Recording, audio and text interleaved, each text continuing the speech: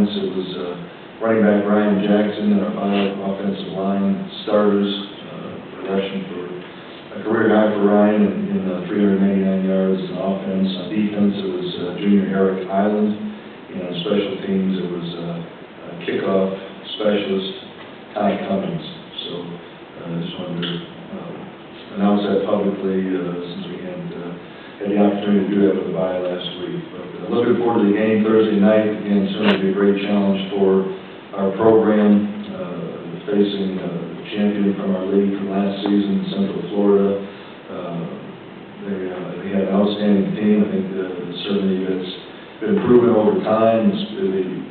What they did last year certainly speaks for itself. Coach O'Leary does a fantastic job, and it's very easy to see a Coach O'Leary coached team. You put the video on offense, defense, special teams, very disciplined, very well coached. They've got tremendous athletes in all 3 phases. So it'll be a great challenge for us. Again, as I've said in the past, really regardless of opponent, it's more about us and our preparation and our execution than anything. Any questions? Coach, it's been a couple of days, I won't say a week, since the guys have been out on the field in action play. Any things that you saw in the last game going into Thursday night that's tweakable, or is it just back to what you just said about what you all do is what you need to take care of? Well, I think a couple of things. Again, going back, probably first and foremost, it's about us, but I've seen improvement. I think, we look back at the UNLV game we had last week to, again, correcting mistakes, get going on Central Florida and certainly practice for 3 days last week. I think we improved in some areas, specifically the run game. I think, again, we won the turnover margin in that game. In the second half, getting the 3 turnovers on defense and offensively not turning over and hitting some explosive plays. So, again, some things we needed to improve, we needed to work on. We did, we got corrected and executed much better in that game, which I think will give us some carryover in the game Thursday night. The run game this season has been a lot better than it has been, but when teams think about U of H, they more so think about passing, but you found a balance of what's been the difference, or what stood out to get it to this point? Well, I think maybe on paper right now the run game's been better, and you look at our top 3 running backs are averaging somewhere around 7 yards a carry, but I still don't think we're consistent enough. I think against UNLV we were able to run the ball for 399 yards, but the week before against BYU, we were unable to run the football. So on paper, when you average it out over 4 games, it may look like there's improvement. I think there is improvement, certainly coming out of our pass game, but I think in terms of consistently running the football, if you break it down game by game individually, we've not been consistent. That's something we got to get back to, and when we do. And I think, again, we took certainly a step in the right direction against UNLV, and you'll see us more balanced in terms of pass to run.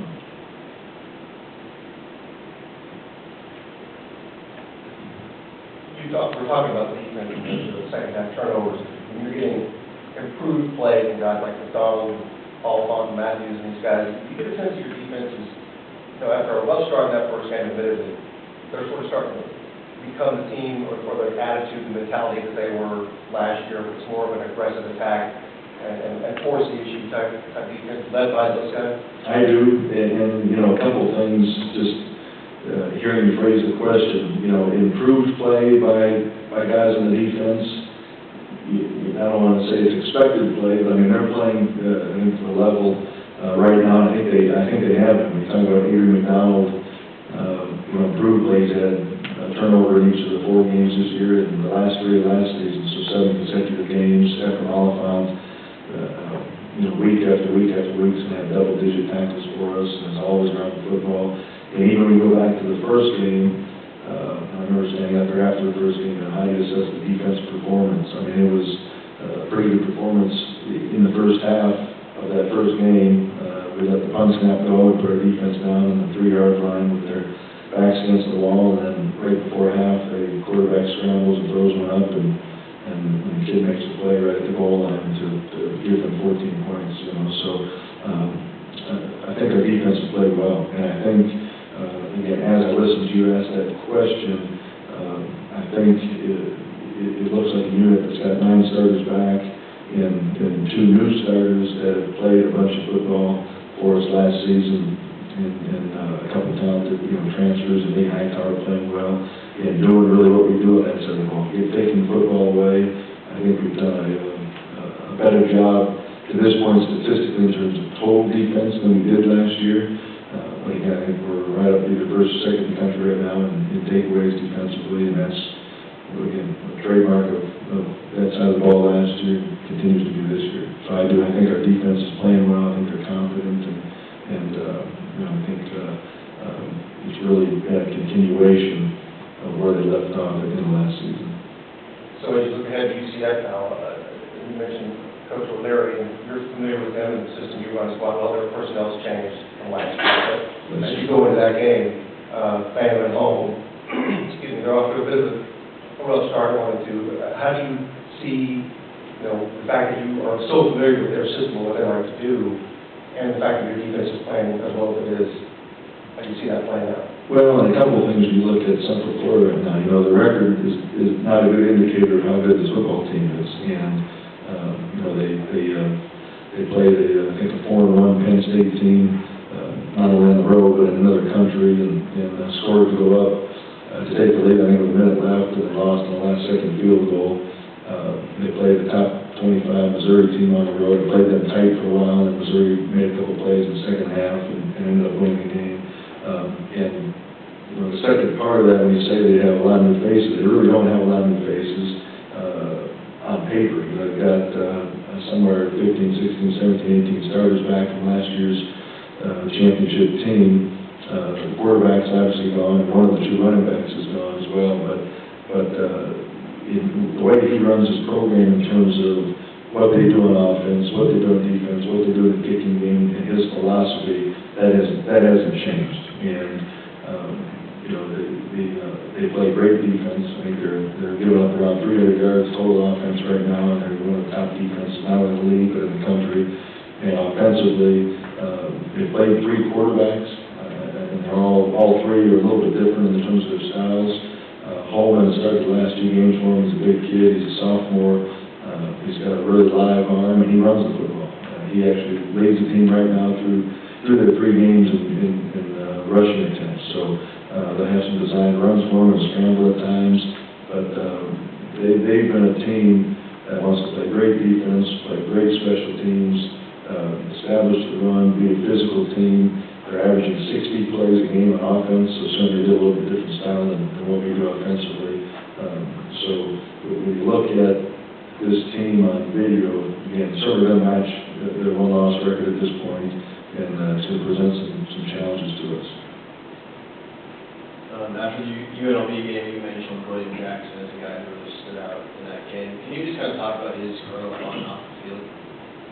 William Jackson, you know, great story from Wheatley High School here in Houston, and was kind of under the radar. In fact, I think in the 7 years I've been here, it might have been the only time we signed him on a national signing day that really no one outside of our program knew about, with all the social media that goes on nowadays. And William at Wheatley played everything. Played some quarterback, tailback, receiver. Certainly played defensive back for him. Was on every special team. Never came off the field. We projected him as a corner for us, and he's in that DJ Hayden type mold. He's 6'1", 185 pounds. We listed one time at 4'4", the 40. He came to my office. He was upset we didn't put 4'3". He's a legit 4'3" guy, and I can't say enough great things about him. You know, he's the young man I referenced earlier that coming off the last season wasn't a returning starter for us per se, but started off the year last year playing a limited role, playing some special teams, played a little bit of defense, and as the year went on, and he showed improvement. He played more and more and ended up playing 40 to 50 snaps a game for us by the time the season ended. So he came out of that UNLV game. I'm actually back up going into the UNLV game. It was our plan to put him on Devontae Davis as much as we could. And, again, Wade did a great job. And the only thing that, you know, coming out of that game showed up for Williams' stats was the lack of production by the receiver. Going back to this question about the defense and early turnovers and stuff, last year, it's kind of mentioned that, Draymond Stewart and Andrew McDonald were the two guys in practice, that's what they want to do. Is that still the case today? Is that still something in practice that they're scrambling the ball and trying to pop? Absolutely, and it's just not those two that are doing it, and it's not. I could stand up here and say it's a daily basis. It's an every play basis, and whether it's 7-on-7 or what we call inside run, where we're just working our run game, there's no receivers or corners involved, but the safeties are down there. Team period certainly, one-on-one, just receivers against DBs. Anytime an offensive player has the football in his hands, and really and truly, I don't know how often this goes on in other programs, but even after the whistle has blown, they're still trying to punch the ball. So our offensive coaches ended up going through this season, starting in August, that when the play is over, the whistle's blown, the offensive ball carrier bring the football back to the huddle and then hand it to the manager at the line of scrimmage, because what was happening is the whistle would blow, running back might be 20 yards downfield, and the whistle blows, the play's over, and he mentally loosens up, so he's jogging back to the football, and here comes a defensive player to punch it out, at which point then the offensive coaches are getting out of that running back, even though the play had ended 9 seconds earlier. So it makes our ball security and offense better. I think I was looking at this, I think through 4 games, we've lost 4 fumbles on offense, and if I'm not mistaken, one of the fumbles was a mishandled punt in the Grambling game, and another fumble was a miscommunication on a snap in our first game, and hit our quarterback in the head and was recovered. So we've really lost 4 fumbles, but we've really had 2 significant times where the ball's been jarred out of offensive ball carriers' hands in 4 games. So it's made our offensive ball security better, and certainly what we're doing in games defensively is a direct result of how we practice. Tony, on forcing turnovers, you've been coach on different levels. When you look at, it seems like that move or whatever that Adrian has to punch the ball out, he's got it down. Is that something that you guys teach? Is it something that he's developed on his own? Or, have you seen someone that has been that effective with that move? That he'll either do it from behind, or he'll somehow just get his hand in there and punch it out? Well, we teach it, and we practice it, and again, anytime you're talking about practicing something, you want to have so many repetitions at it that it becomes natural when they're competing, when they're in the game. And Aaron McDonald's young man I've talked about certainly at length for the last couple of years. It's a high school quarterback from Oklahoma, and we moved him to play defensive back here. But I think the two go hand in hand. One, we taught him the skill, if you will, but 2, he's practiced it so much, certainly bought into it so much that it's become just second nature to him. I've joked before that I'll be walking down by my office down the hallway carrying a notepad, and also Andrew McDonald will come behind me and punch it out of my hands. And that's just the way he carries himself on the field. And I think taking it the next step, if you will, and what I think I would hope people see is, first thing you have to do is secure the tackle. So, he's got it to a point, and Trayvon Stewart, a lot of our defensive student athletes, to where the tackle's secured first and foremost, and then they're trying to rip the football out, punch the football out. And again, it may look in the stands or on television like, well, they're just punching the football, but there's specific techniques we teach them with the opponent's hands, fingers, where the ball's being held. If it's held at a certain point, you would punch upward, downward, and certainly how to tackle to where again, these young men are doing it so much. I think they're getting really good at it. So the staff now, you have to practice mobile security? We do, and I told the staff, anytime you go to a meeting and you get some documents walk them all the way back to me after the meeting. Don't loosen up in case anything, if you're Stewart's walking through a building. Good call.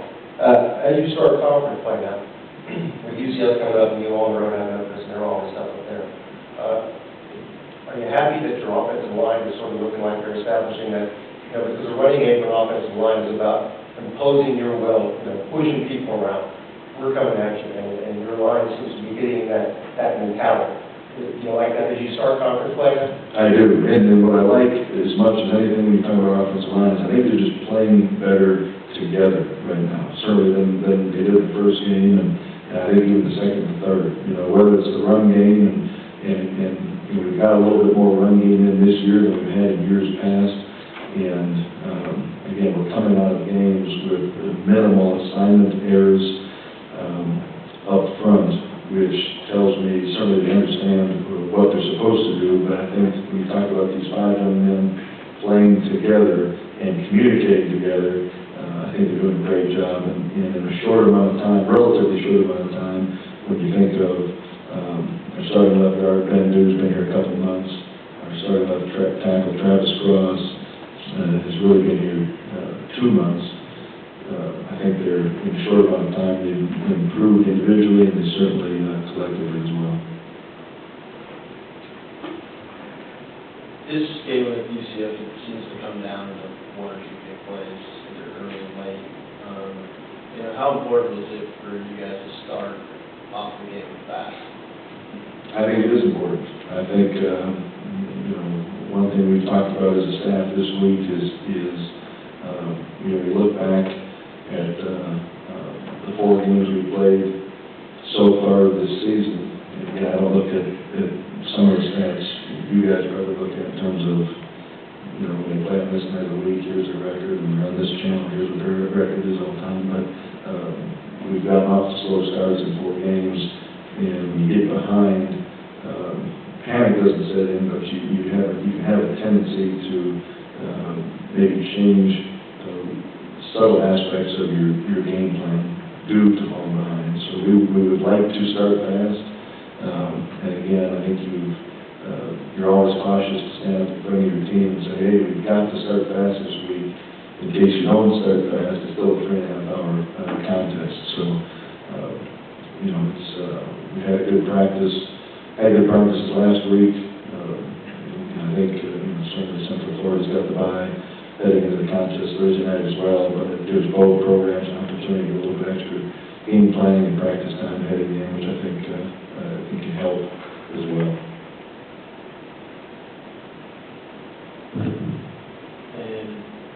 And actually, our last game again this week. Second you guys played on Thursday. You said last year, right? It was an idea on. I think it was Saturday.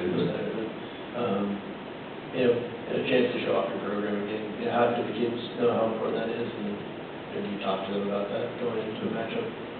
Really don't. And again, do our student athletes know we're playing on ESPN Thursday night? Yes, they do.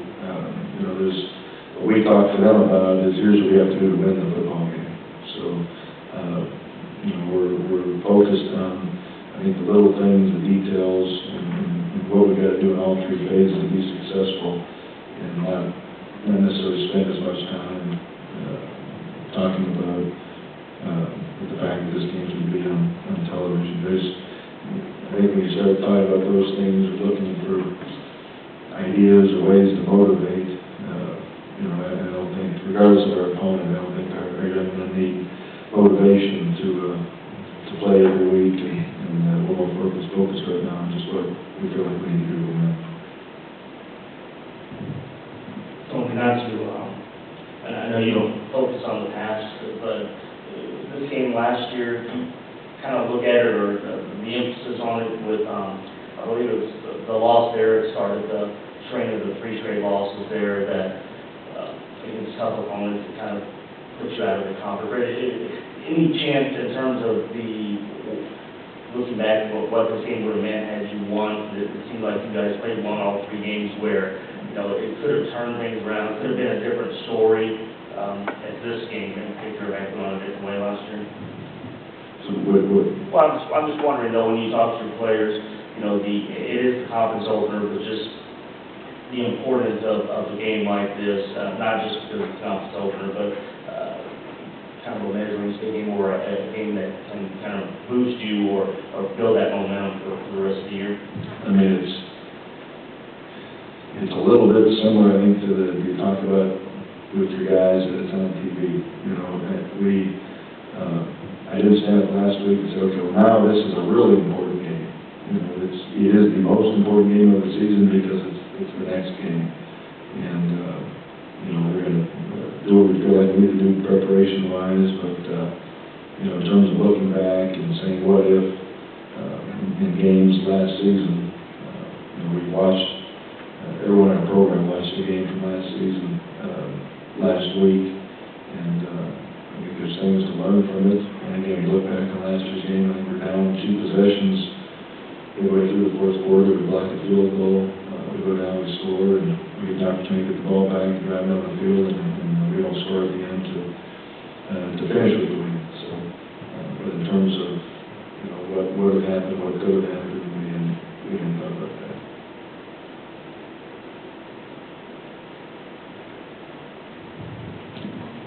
What have you guys been talking to John in practice about and his progressions and stuff? Still, interceptions kind of still an issue. Say it again.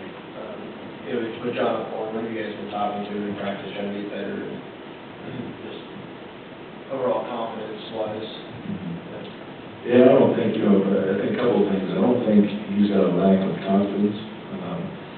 You know, certainly regardless of position, making sure they know their assignment, know where the ball needs to go in terms of when you talk about quarterback. You know, we've had a couple interceptions where the ball is going to the right receiver, but the throw is off, and where the throw is a little bit late. I think trusting the 5 linemen up front to get back to give you time to stand in the pocket and go through the progression, make your reads, and keep your eyes downfield. And you know, I think he's done that well at times, and specifically the 4 quarters of the BYU game that comes to mind. So I thought he had certainly a much better second half against UNLV than he did the first 30 minutes. And I think he's had a good week of practice so far here, and I was looking forward to getting out there Thursday night.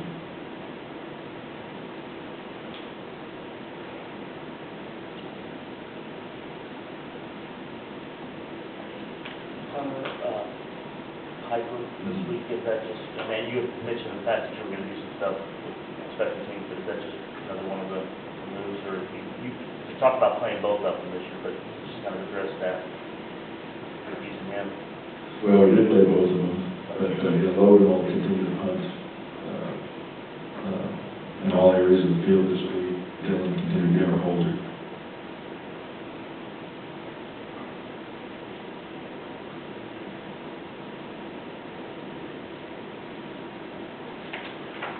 Anything else? All right, thank you.